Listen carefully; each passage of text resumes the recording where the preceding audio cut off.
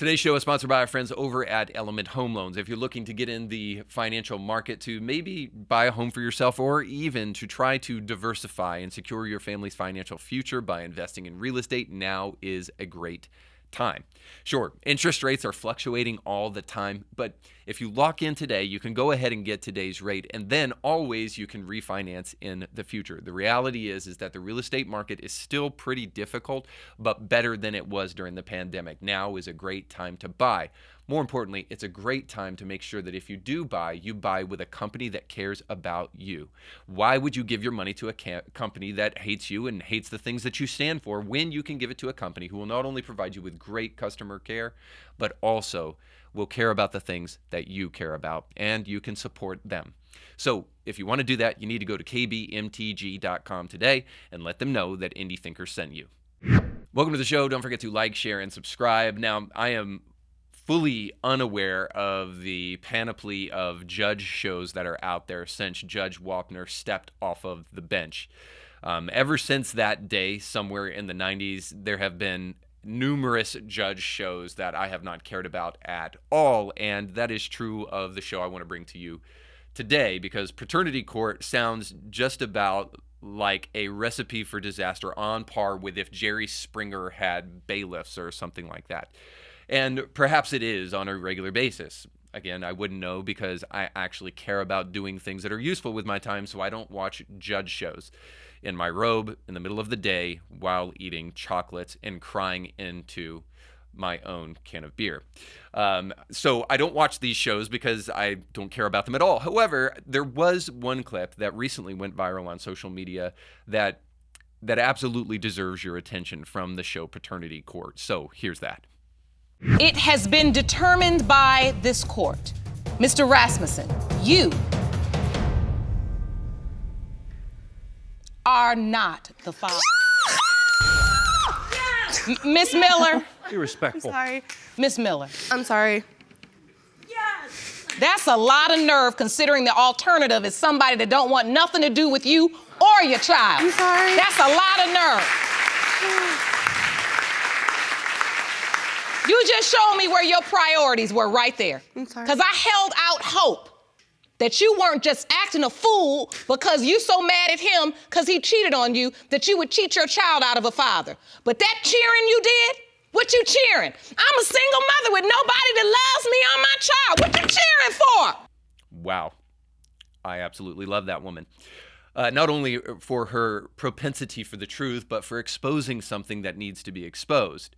And that is this, that the feminist movement in America has created inroads with people that you wouldn't even suspect that it has. Or might I say, people who have never officially studied feminism, know nothing about feminism, second wave, third wave, or even first wave feminism. And to say the word would only conjure up for them like a Beyonce music video or something like that. These people still have been impacted by the ideology of feminism because of how ubiquitous it is.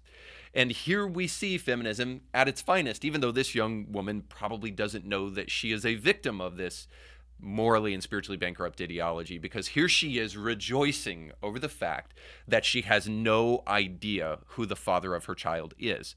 Or if she does, it's not the man that she had in her life that was helping her raise that child.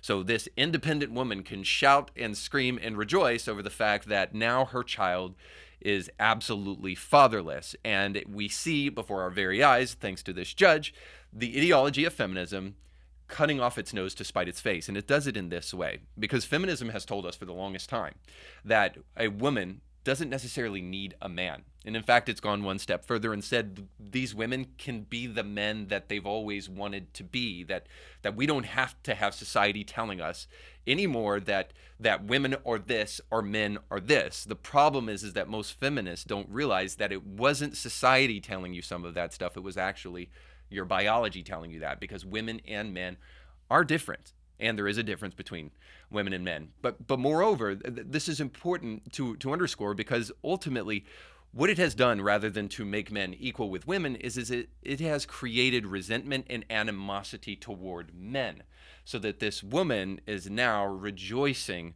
over the fact that her sexual escapades have left her with a child without a father in the home.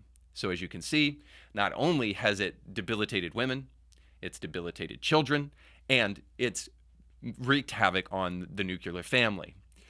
So the reality here is, even if this woman can't love this man, she can't find it in her heart to truly love her child as much as she should, because she hates the very thing that she needs as a woman to actually have a family. Now, if even jokingly, ladies, you've ever discussed how little you need a man or how independent and strong you are, and you've even maybe thought about leaving your husband because you're not, quote, getting along, I hope you've stopped long enough to blame yourself for some of the things that you do, and to realize that you, in fact, are not independent and you are not strong. Now, here's why I say that. I'm saying that because this is true of all of us, not just women. I'm saying this to all of us. You are weak. I'm weak. We need each other. And we desperately need the opposite sex. I, as a man, need my wife to do the things that a woman does, and you better believe if you're a woman, you desperately need a man in your life to do the things a man does. Namely, you need a man to tell jokes, because women, you're not that great at it. And I still get my period. What? Yes! Now, not only do we need to do this for our own sake, because we're nowhere near as strong and independent as we've been told, and the lie of the culture is that you are independent and you don't need anybody else in your life. And sure, you can split time with your kids if you have to, if it makes you feel better about yourself. No, there's more to it than that. And here's the bigger picture, is the breakdown of the nuclear family is creating a generation of kids without fathers, primarily.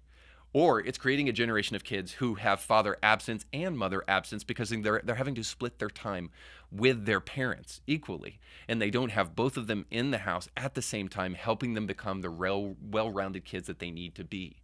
So not only is feminism a bankrupt ideology morally and spiritually for the individual, but it also is for the nuclear family and for children. And so for our kids' sake, we need to reject it at all cost.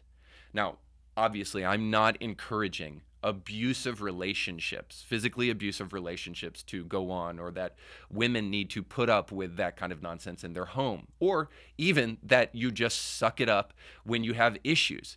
What I'm asking you to do is, rather than make a fool of yourself on national television because you're celebrating that you've been liberated from the man that you desperately needed to help you with your child, maybe you should actually put forth the kind of effort to restore and rekindle the romance and the marriage that you got into to try to help foster that healthy family in the first place. Maybe if you diverted your kind of energy with, instead of getting on TV and posting on social media, but investing in your family, and by the way, taking those screens away from the kids too, maybe if you put that kind of energy, you would actually have a healthy family that you need to actually rejoice about the right things. The fact that your child has a father and your child is growing up in the kind of home that will help him or her have the best success that they could possibly have. But of course, the peddling of this kind of left-wing morality has left most families, at least half of them, without a mother or a father in the home.